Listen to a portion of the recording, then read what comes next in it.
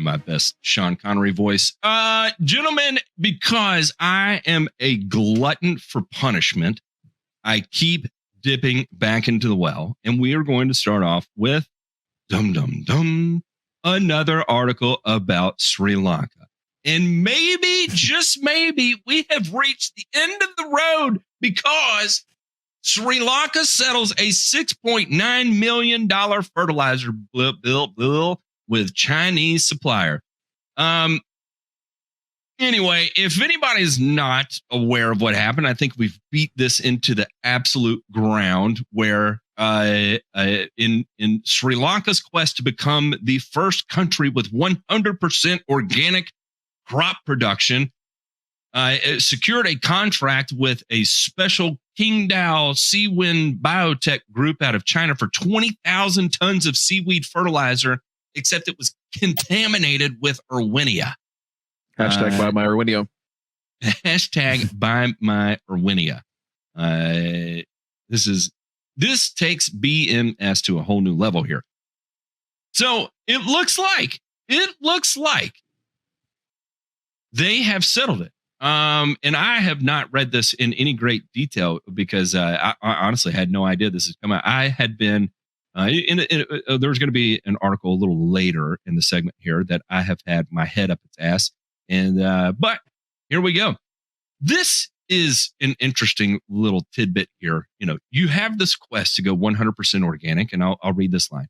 The island nation is facing its worst ever financial crisis as its foreign reserves quickly dry up. By the end of December, it had just $3.1 billion in foreign reserves.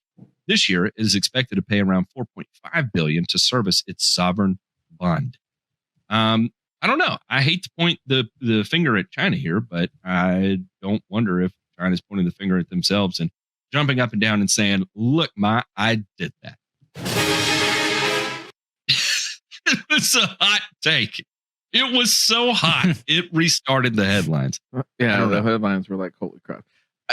The funny part here to me is the fact that if you look at the reason why this got settled is because there was a diplomatic delegation that was coming from China into Sri Lanka, right? So, obviously they wanted to, make everything, kosher and nice and everything for them to come. But I'm going to guess that a few of those seats in that jet were probably occupied by some people that Ray had some special tools and could do some very hard work if they needed to the tune of about $6.9 million. You really have to wonder, what's your life worth you? Saw that, J Pank.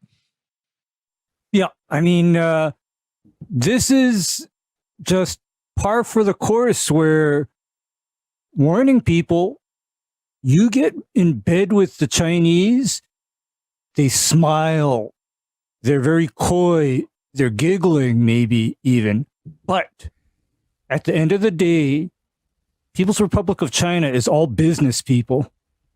And you know how I know China is all business? Why is that? I've even had encounters with what's known as the Triad. What is the Triad, Ray? It's not like a trident, right? No. Ray killed the guy with the trident. No. Should probably get out of town later. Triad. The Triad is the name for the Chinese organized crime families. Oh. So there's a Chinese equivalent of the family. Uh-huh. Mm-hmm. Is that what happened to Jack Ma? Or the tennis lady? Yeah, probably the tennis lady. I don't know. Yeah, probably the tennis lady.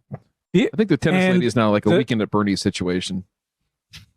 I'm just saying. The thing about bands, dude. The thing about the Triad is, of course, officially the Chinese government disavows any relationship with the Triads. They say, of course, they're organized criminals. They operate above the law. They are, not in any way, shape, or form associated with the state. However, as Mr. DeMay pointed out, they have the tools to do certain jobs. Well, one thing we did learn from Ray were the death bans, right? And if there is a country that is cold enough to operate a fleet of death bans, then hey, welcome to international business in the land of the Far East, I guess. Thank you for watching this clip. Be sure to tune in to the Burn and Return podcast on any of your favorite podcast apps every Wednesday, where we discuss the industry's hottest news.